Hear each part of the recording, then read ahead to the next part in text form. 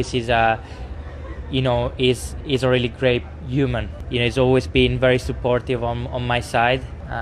He came over in Spa, and we had a chat, and I was very open to him.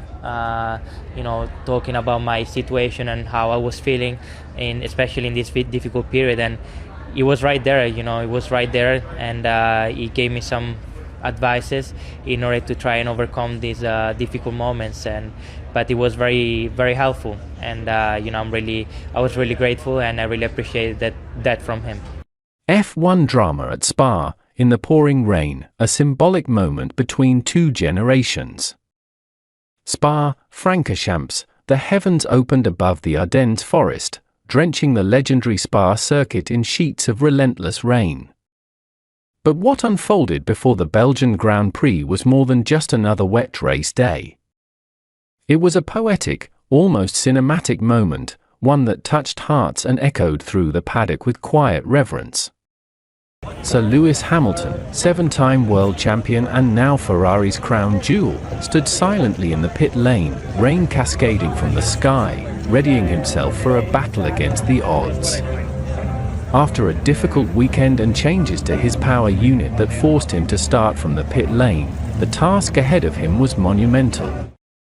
But it was what happened before the lights went out that stole the spotlight, and perhaps, for a moment, stopped time. Kimi Antonelli, the teenage sensation now stepping into the Mercedes seat once held by Hamilton himself, appeared beside the scarlet red of car number 44. With a calm grace that belied his youth, Kimi held an umbrella above Lewis's helmet, shielding the veteran driver from the torrential downpour. A small gesture?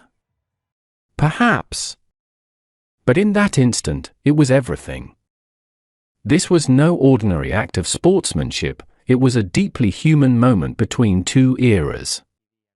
A young star rising, paying homage to the legend whose shadow still looms large over the sport. The symbolism could not be ignored. The past and the future stood side by side in the storm, bound not by rivalry, but by mutual respect and the silent language of racing. Hamilton, eyes-focused yet reflective beneath the visor, nodded gently. No words were needed.